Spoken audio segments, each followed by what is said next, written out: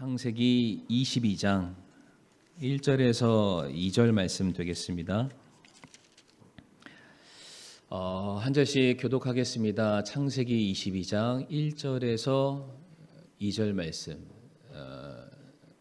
이 일들 뒤에 하나님께서 아브라함을 시험하시려고 그에게 이르시되 아브라함아 하시니 그가 이르되 보소서 내가 여기 있나이다 하매 이제 내 아들 곧 내가 사랑하는 내 유일한 아들 이삭을 데리고 모리아 땅으로 가서 거기서 내가 내게 일러줄 산들 중에 하나에서 그를 번제 헌물로 드리라 하시니라. 아멘. 아버지 하나님 감사합니다. 참 저희들 주님을 너무나도 사랑해서 또 저희들이 그 사랑의 마음을 표현하고자 주님의 몸된 교회에 나왔습니다. 사랑하는 백성들을 향하여서 하나님께서 귀한 말씀 허락하여 주옵시고 그 말씀을 통하여서 우리의 믿음을 바라볼 수 있게 도와주시며 약속의 말씀을 붙들고 우리가 신앙의 경주를 온전히 감당할 수 있게 인도하여 주시옵소서. 예배의 시정을 온전히 주님께 맡겨드리오며 사랑 많으신 우리 구주 예수님 이름으로 기도를 드립니다. 아멘. 자리에 앉으시겠습니다. 오늘은 창세기 22장 1절과 2절 말씀 통해서 시험의 목적이라는 주제로 좀 말씀을 나누도록 하겠습니다. 성도님도 혹시 시금석이 뭔지 아십니까? 잘 아시죠? 시금석은 어떠한 귀금속의 순도 혹은 진위를 파악하는 데 사용되는 하나의 돌이라고 합니다. 또 다른 금속을 그 시금석에 문질러서 남은 자국이나 혹은 색감을 통해서 이 금속의 순도 내지는 진짜인가 가짜인가를 판별하는 도구인데 이런 시금석이라는 단어는 단순히 금속의 진위 여부를 판별할 때만 쓰이는 것이 아니라 어떤 사람을 향해서도 쓰입니다. 그 사람이 진짜인가 가짜인가, 그 사람이 성실한 사람인가 아닌가 이것을 판단하기 위한 중요한 기준으로서 우리가 비유적인 표현으로 시금석이라는 단어를 사용하기도 하는데 마찬가지로 성도의 삶에 있어서도 이 사람이 진짜 믿는 사람인가, 이 사람이 진짜 하나님의 백성인가, 정말로 이 사람의 믿음이 진짜 백이인가 이것을 확인하기 위한 시금석이 있는데 그것이 바로 오늘 본문에 나와 있는 시험이다라고 말씀을 드리고 싶습니다. 욥기 23장 10절 말씀 보면 유명한 말씀이 있는데 그러나 내가 가는 길을 그분께서 아시나니 그분께서 나를 단련하신 뒤에는 내가 금같이 나오리라 라고 말씀을 하십니다. 우리들의 삶에 어떠한 시험이 있을 수 있다라고 말씀하시죠. 그러나 그 시험이 단순히 우리를 낙심시키고 신앙에서 멀리 떨어지게 만드는 것이 아니라 오히려 우리를 더욱더 연단하신다라고 말씀하고 계시고 그 연단의 과정을 통해서 우리에게 있는 불필요한 것들을 덜어내심으로 말미암아 우리를 더 순수하고 더 정결하고 더 믿음의 사람으로 만드시고자 한다라고 성경은 말합니다. 어찌 보면은 이 욥기 23장 10절 이 욥의 신앙 고백이 욥에게만 해당되는 것이 아니라 이 자리에 계시는 우리 모든 사랑하는 성도님들의 동일한 고백이 아닐까 생각이 드는데 우리 성도님들도 우리가 인생을 살면서 크고 작은 많은 시험들을 아마 당해 보셨을 거예요. 어떤 시험들은 정말로 감당하기 싫은 다시는 생각하고 싶지도 않은 시험이라고 해서 큰 게 있고 작은 게 있고 어디가 있습니까? 다 시험 들면은 불편하고 힘들고 괴롭고 고통스럽습니다. 그래서 그 시험을 당하는 순간만을 생각하면은 정말로 죽고 싶은 마음뿐이지만은 돌이켜 보면은 우리가 이것을 견뎌냈고 참 그 일을 통해서 하나님께서 내 인생 가운데 선하게 역사하시는 계획들을 발견할 때마다 참 하나님이 나를 사랑하시는구나. 하나님은 나를 여전히 붙들고 계시는구나 라는 것을 우리가 확인하지 않습니까? 그래서 우리도 동일하게 내 삶에 시험이 있지만 나를 단련하는 연단하는 어려운 과정들이 있지만 내가 믿는 바는 내가 더욱더 나은 사람이 될 것이다. 내가 더욱더 믿음의 사람이 될 것이다. 하나님께서 사용하시기에 부족함이 없는 도구가 될 것이다. 그러한 믿음의 고백이 저와 성도님들에게 있기를 바라겠습니다. 그래서 오늘 본문 말씀 보게 되면 하나님께서 이제 아브라함을 시험하신다라는 명확한 단어가 등장을 하고 있는데, 과연 하나님께서는 아브라함을 시험하심으로 말미암아 그에게 무엇을 기대하셨고, 또한 그에게 무엇을 단련하기를 원하고 계시고, 또한 그를 어떻게 구별하기를 계획하셨는가, 우리가 세 가지 측면으로 오늘 아브라함의 시험을 좀 살펴보도록 할 텐데, 첫 번째로 왜 하나님께서 아브라함을 시험하셨을까? 바로 사랑을 확인하시기 위해서입니다. 무엇을 확인한다고요? 네, 사랑을 확인하기 위해서. 오늘 본문 2절 말씀을 한번 보도록 하겠습니다. 그분께서 이르시되 이제 내 아들 곧 내가 사랑하는 내 유일한 아들 이삭을 데리고 모리아 땅으로 가서 거기서 내가 내게 일러줄 산들 중에 하나에서 그를 번제 헌물로 드리라 라고 말씀하셨습니다. 지금 하나님께서 아브라함을 부르셨고요, 아브라함에게 말씀하시기를 네 아들 이삭을 바쳐라 라고 말씀을 하셨습니다. 자, 그런데 성도님, 이 2절 말씀을 잘 보시게 되면은 하나님께서 아브라함에게 네 아들을 바쳐라 라고 말씀하지 않으셨고요, 수식어가 있죠. 네 유일한 아들을 바쳐라. 그런데 거기서 끝납니까? 그 앞에 또 하나의 수식어가 등장합니다. 뭐가 있죠? 네가 사랑하는 이라고 되어 있습니다. 네가 사랑하는. 우리 서영재님 사랑하는 아들 연호를 보내면서 마음이 어떠신가요? 참고로 저희 아버지는 제가 군대 갔었을 때 한 번도 그러신 적이 없는데 제 방에서 하루를 주무셨다라고 했습니다. 제가 거기서 저희 아버지의 사랑을 처음 제가 느꼈는데, 오늘 본문에 아브라함이 아들을 사랑한대요. 그러니까 성경에서 무엇인가를 설명할 때 이런 단어가 등장하면은 보통 사랑한 게 아닙니다. 정말로 사랑한 겁니다. 물고 빨고 눈에 집어넣고 데리고 다니고, 성도님 다 그런 거 자녀들을 키우면서 경험해 보셨을 텐데, 아브라함의 사랑이 너무나도 극진하니까 하나님이 친히 말씀하시는 거예요. 네 아들, 그런데 무슨 아들? 네가 정말로 사랑하는 네 아들을 내게 바쳐라 라고 말씀을 하세요. 근데 성도님들, 여기서 우리가 주목할 것이 무엇이냐면은 여기에서 이제 사랑이라는 단어가 등장을 하잖아요. 성경에서 사랑이라는 단어가 굉장히 많이 쓰입니다. 그렇죠? 그런데 이 사랑이라는 단어가 언제 제일 처음 쓰였냐면은 여기서 처음 쓰였습니다. 창세기 22장 2절에 사랑이라는 단어가 처음 나와요. 굉장히 중요한 겁니다. 그러니까 성경에서 무엇인가를 설명함에 있어서 그 첫 번째 단어가 가진 의미는 굉장히 큽니다. 자, 그런데 사랑이라는 단어가 성경에 처음 등장했는데 무엇을 설명하기 위해서 사랑이라는 단어가 등장했냐면, 아버지가 자식을 향한 사랑을 입증하기 위해서 사랑이라는 단어가 등장했습니다. 그러니까 지금 아브라함이 자식 이삭을 사랑함에 있어서 그 마음이 크니까 그가 그를 사랑하더라 라는 표현으로 지금 사랑이라는 단어가 등장했는데, 우리가 여기서 생각해 볼 것이 무엇이냐면, 이 사랑이라는 단어가 원래는 누구를 향해서 표현되어야 되는 단어일까요? 자식을 향해서일까요? 하나님을 향해서일까요? 당연히 하나님을 향해서 우리의 마음을 표현할 때 내가 하나님을 너무나도 사랑합니다 라는 그 마음의 표현을 드러내기 위해서 이 사랑이라는 단어가 처음 쓰였어야만 맞습니다. 그런데 오늘 본문에서는 그렇지 않고요, 아브라함이 자기 자식을 향한 사랑을 표현하기 위해서 처음으로 이 단어가 등장하고 있습니다. 그런데 아브라함이 그토록 극진히 사랑하는 이 아들 이삭을 누가 주셨습니까? 하나님이 주셨죠. 그리고 아브라함을 하나님께서 그에게 아들 이삭만 주신 것이 아니라 그가 갈대아 우르에서 우상이나 만들던 이방인에 불과했던 그 사람을 불러서 그로 말미암아 믿음의 조상이 되게 하셨고, 그 조상이 되니까 당연히 그의 후손들도 약속하셨고, 그 후손들이 살 수 있는 수많은 땅들도 하나님께서 그에게 허락하셨고, 그 많은 사람들이 먹고 마실 수 있는 그 수많은 풍성한 필요까지도 허락하시고 채워주신 분이 하나님이십니다.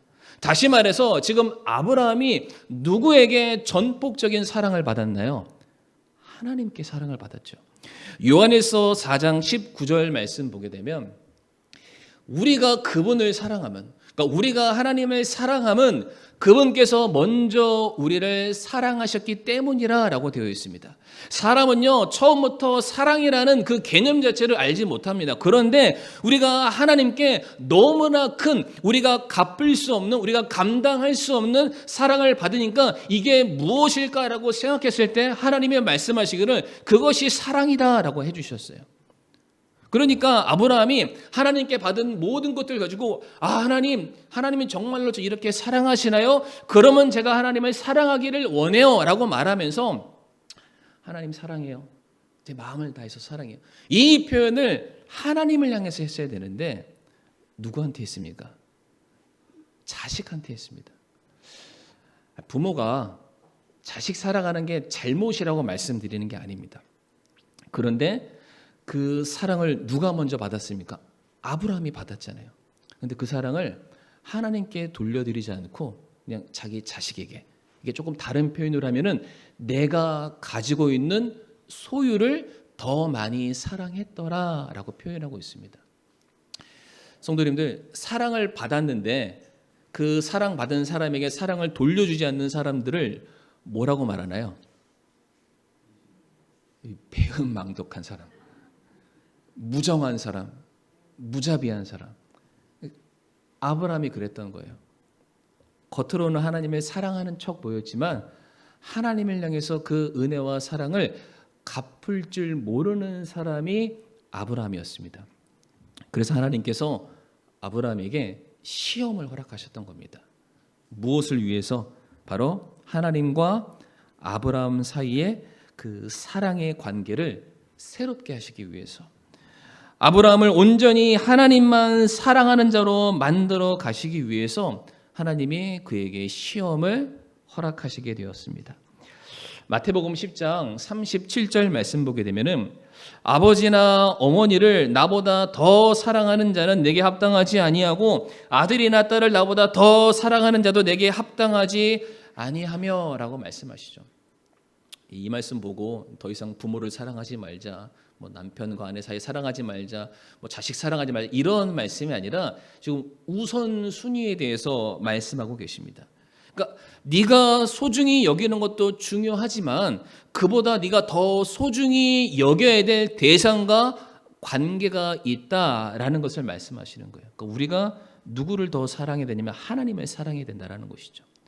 성도들 한번 생각해 보세요. 우리가 무엇인가를 사랑한다라고 말할 때는 그냥 잠깐 사랑하는 건가요? 그러니까 무엇인가 우리가 사랑한다라는 이 표현을 한 것은 내가 정말로 그것을 아끼니까, 그것을 지키고 싶으니까, 내 소유로 영원토록 가지고 싶으니까 그것을 사랑한다라고 우리가 표현하지 않습니까?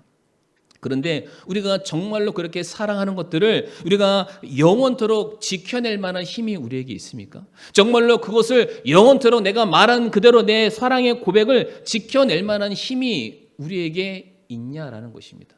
없습니다. 오히려 우리는 그것을 사랑한다라고 말하면서 내 인생의 시간을 허비하는 것보다 더 중요한 것은 무엇이냐면은 내가 사랑하는 것들이 나의 사랑만 받는 것이 아니라 내가 사랑하는 하나님의 사랑받는 대상들이 되기 위해서 우리는 더 거기에 마음을 쏟아야만 하는 것입니다.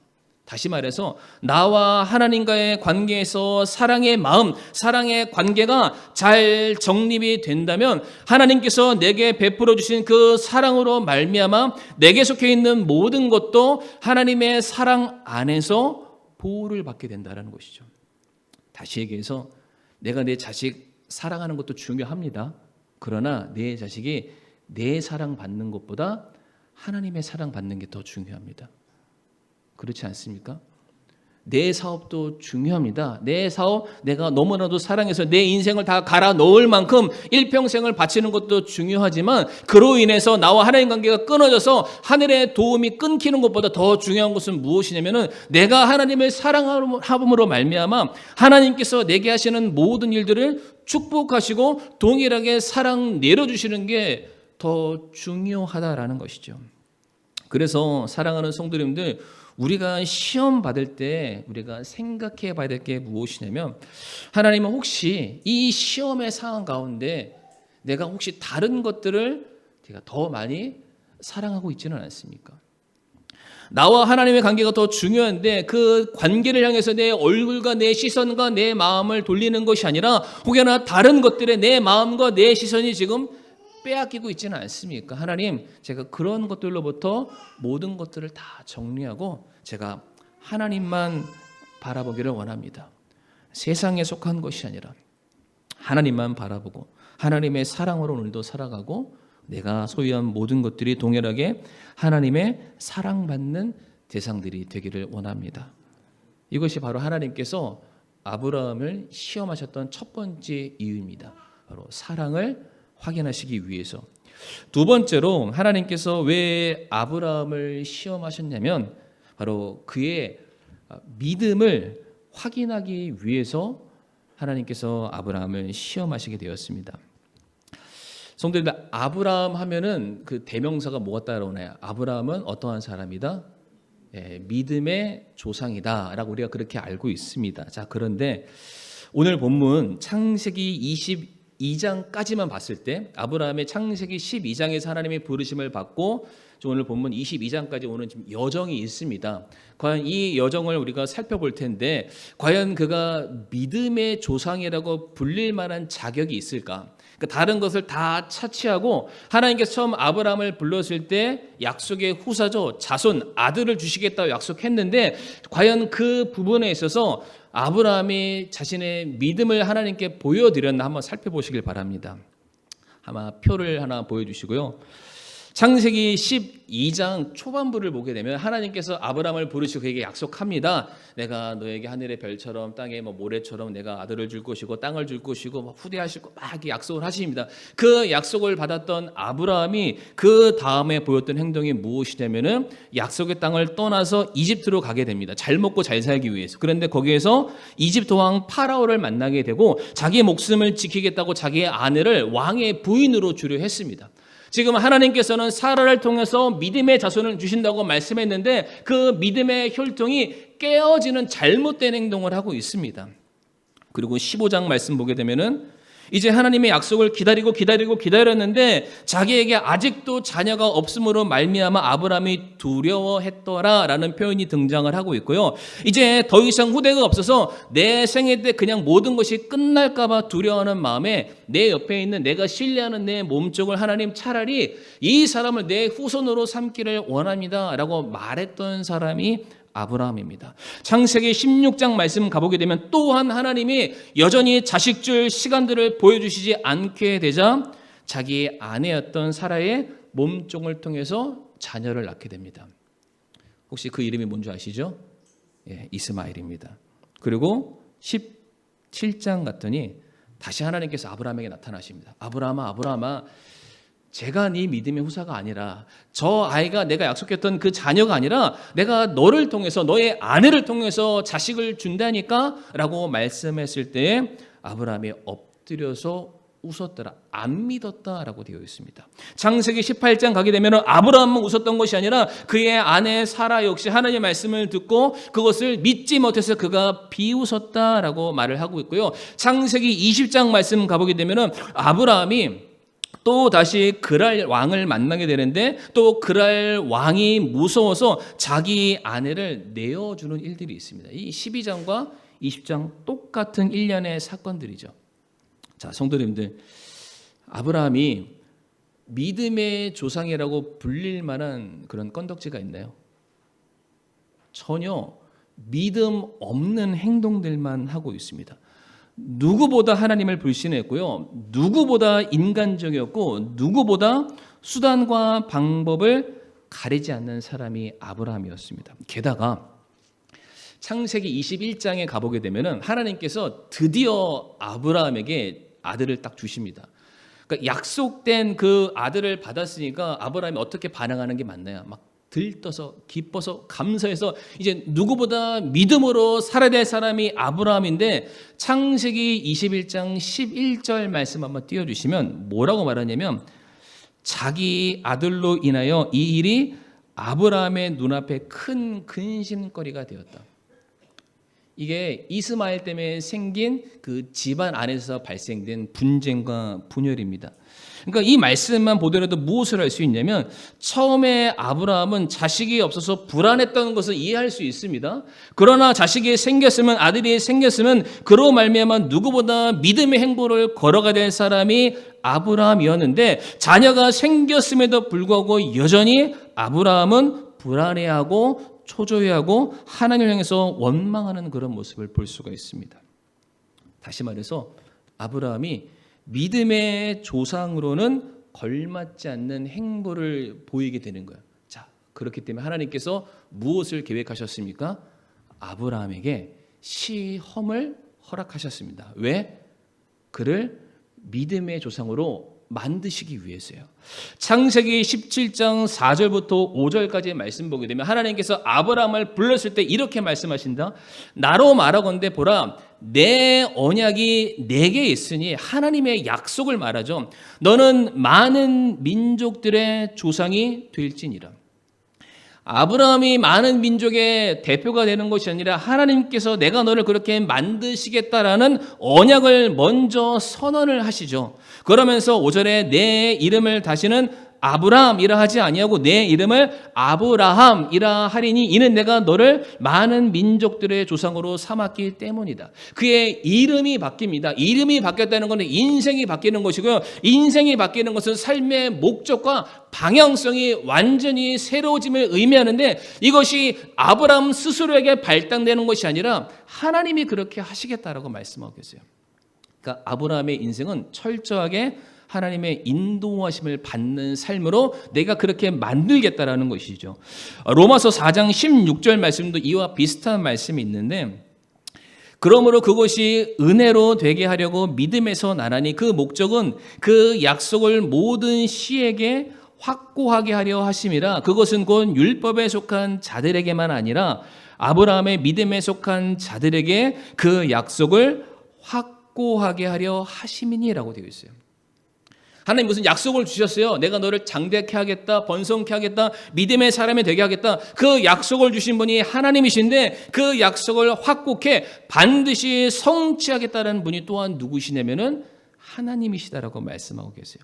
그러니까 하나님은 아브라함 보고 너 먼저 믿음의 조상이 되라라고 말씀하신 적이 한 번도 없습니다. 반대로 내가 너를 믿음의 조상이 되게 만들겠다라고 말씀하세요.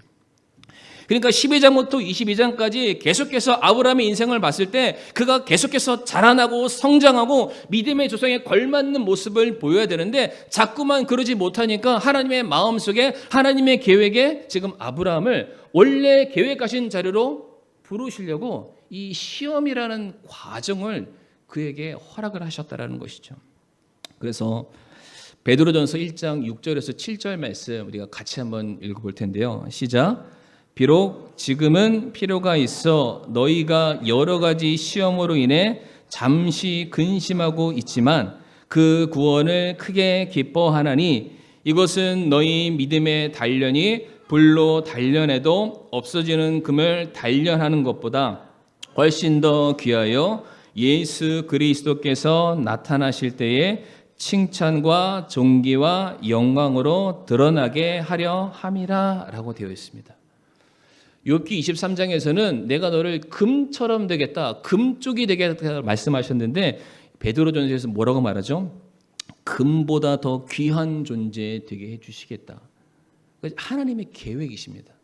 그러니까 저와 성도님들을 현재의 수준에서 머무는 정도로 만족하시는 분이 아니시라 정말로 장성한 믿음의 장성한 분량을 가진 사람들, 예수 그리스도의 모습을 닮아가는 사람으로 만드시기 위해서 우리에게 허락하시는 것이 시험이다라고 말씀하고 계세요. 야고보서 1장 2절에서 4절 말씀 보게 되면 내 형제들아 너희가 여러 가지 시험에 빠질 때에 그것을 다 기쁨으로 여기라.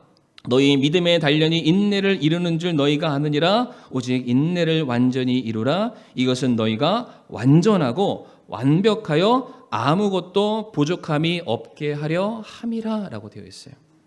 고난을 기뻐하래요.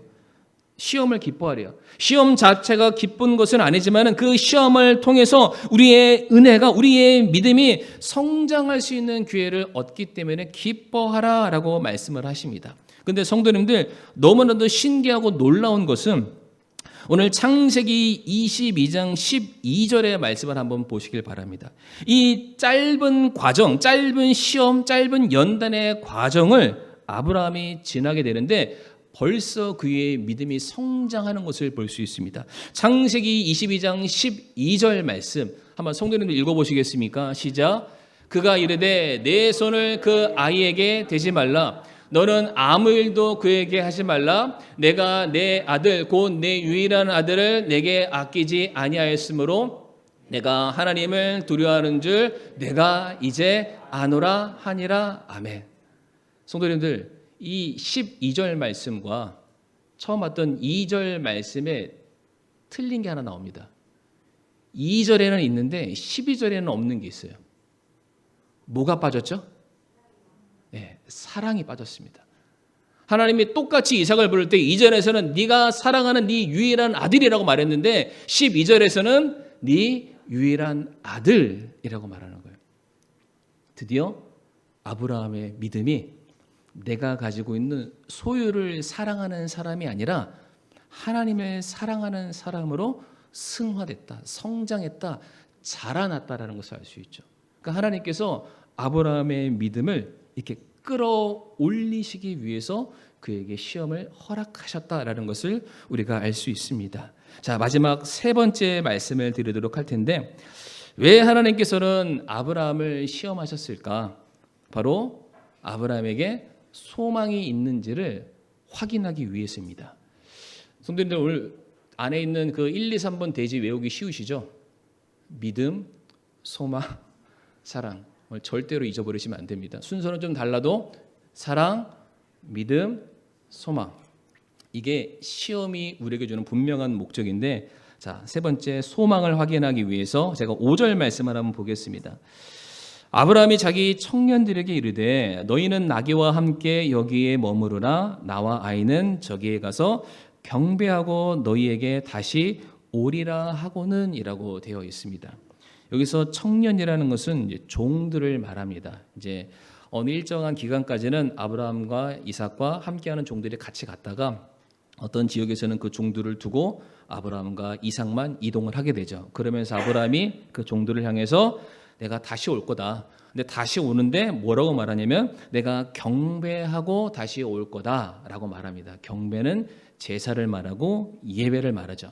근데 이것이 정확한 번역은 무엇이냐면은 내가 반드시 예배하고 올 것이다라는 겁니다. 그러니까 지금 무엇을 강조하냐면은 단순히 아들을 바치는 제사의 행위보다는 예배라는 경배라는 데 지금 포커스를 맞추고 있는데, 제가 왜 이렇게 말씀을 드리냐면 창세기 12장에서 아브라함이 처음 하나님께 부름을 받고 오늘 본문 창세기 22장까지 아브라함의 인생이 쫙 하고 기록되어 있는데, 제가 말씀 한번 다 찬찬히 살펴봤는데 아브라함이 12장부터 22장까지 성경 말씀에 그가 단을 쌓았다라는 것이 5번 나옵니다.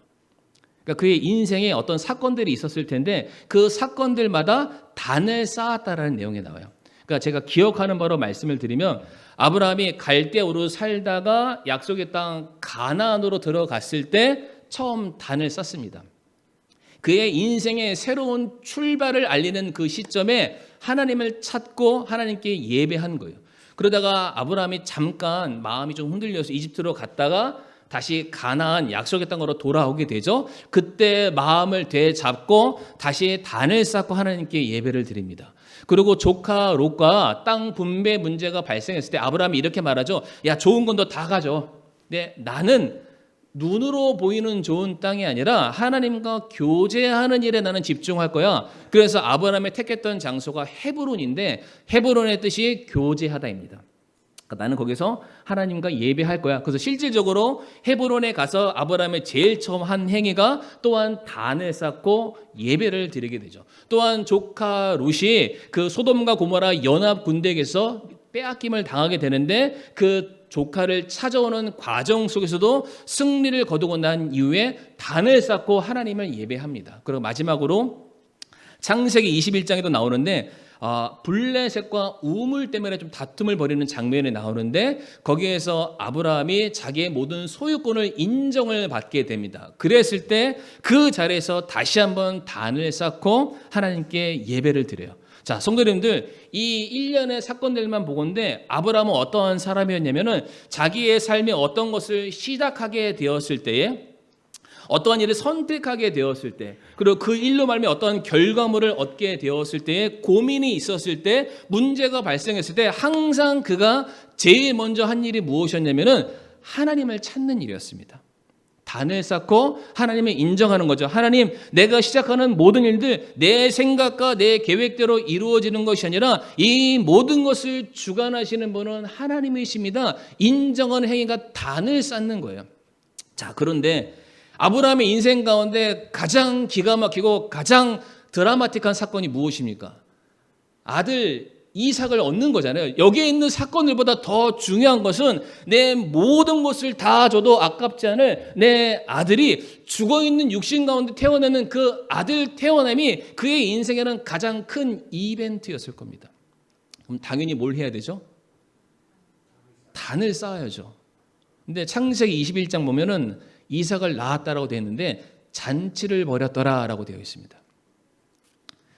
진문에다가 이 볏짚을 이렇게 막 해놓고 거기 고추 꽂아놓고 돼지 한 마리 잡고 찡 물려 깽가리하고 이 잔치를 한 거예요.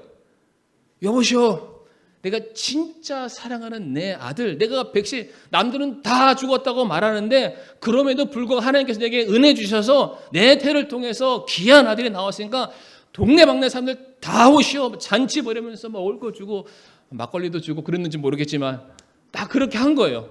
근데 뭘 안 했다고요? 단을 안 쌓은 거예요.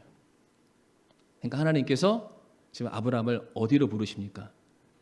예배의 자리로 부르시죠. 성도님도 오늘 본문 22장 1절 말씀 한번 봐보세요. 22장 1절 말씀이 뭐로 시작합니까? 이 일들 뒤에 그러니까 바삐 산 거예요.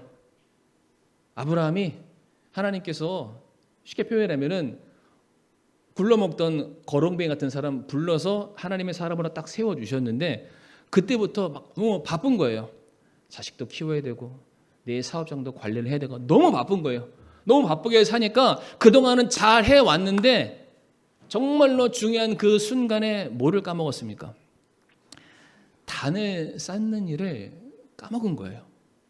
그래서 하나님께서 다시 아브라함을 이 일들 뒤에 이런 것보다 더 중요한 게 있다. 아브라함을 그 단에 제사를 드리는 예배의 자리로 지금 부르시는 거예요. 그래서 아브라함한테 말씀하시죠. 아브라함아, 너에게 중요한 것이 이것이다. 그러니까 네가 소망하는 게 너희 자식에게 달려있는 게 아니란다. 네가 소망하는 게 네가 붙들고 있는 그 사업에 달려있는 게 아니란다. 정말로 네가 붙들어야 될 회복해야 될 것이 있는데 나와 하나님과의 관계에서 드려지는 예배가 더 중요하다. 무엇을 소망하는 인생이 되어야 될지를 다시 한번 말씀해 주시는 거예요. 로마서 12장 1절 말씀 보게 되면 그러므로 형제들아 내가 하나님의 긍휼을 힘입어 너에게 간청하노니 너희는 너희 몸을 거룩하고 하나님께서 받으실 만한 살아있는 희생물로 드리라. 그것이 너희의 합당한 섬김이니라 라고 되어 있습니다. 성도님들, 우리가 착각하면서 살아가는 게 무엇이냐면은 우리는 하나님을 사랑하죠. 하나님을 예배하기를 원합니다. 그런데 우리가 어떻게 하나님을 예배하기를 원하냐면 내가 뭔가를 잘해서 나온 소산물로 하나님을 예배하려 합니다. 내가 뭔가 대단한 사람이 돼서 그 직임을 가지고 하나님을 예배하려 하죠. 그러니까 우리는 하나님을 예배할 때 나 스스로를 하나님께 드리는 것이 아니라 내가 가지고 있는 무엇인가로 하나님을 예배하려는 잘못된 신앙의 습관들을 가지고 있습니다. 하나님은 뭐라고 말씀하시냐면 그런 것들은 필요 없다라고 말씀하시죠. 우리는 더 많은 거 드리고 싶고 더 많이 뭔가 하고 싶지만 그래서 그걸로 하나님께 기쁨을 드리고 싶지만 하나님이 말씀하시기를 그런 것들은 다 필요 없다. 그러니까 너 자신이 하나님께 드려지는 제물이 돼야 된다. 너의 삶이 너의 온 마음이 하나님께 향해 있어야 된다.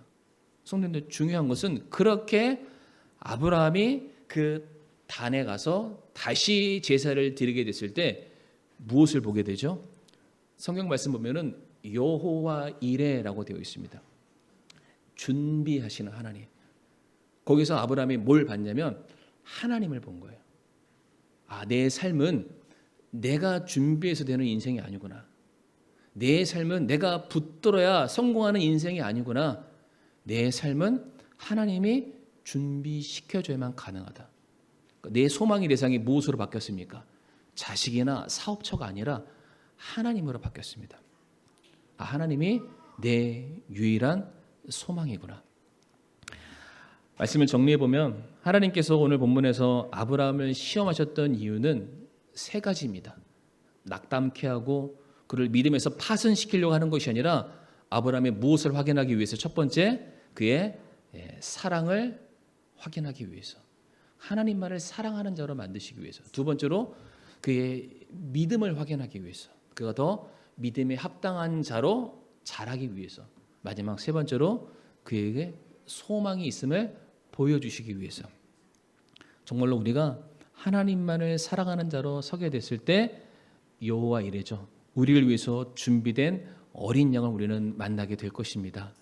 이 시간 다 같이 우리 사랑하는 성도님들, 오늘 말씀을 기억하시면서 누가 시험이 쉽다라고 말할 수 있겠습니까? 그러나 그 시험을 통해서 우리가 하나님을 더 사랑하게 될 것이고요. 우리의 믿음은 더욱더 견고하게 자라게 될 것이고, 우리는 더욱더 하나님만을 소망하는 자로 분명히 바뀌게 될 것입니다. 우리가 그 믿음을 가지고 제가 시험을 잘 견디게 해달라고 우리가 이 시간 잠시 머리 숙여 그렇게 기도하기를 원합니다.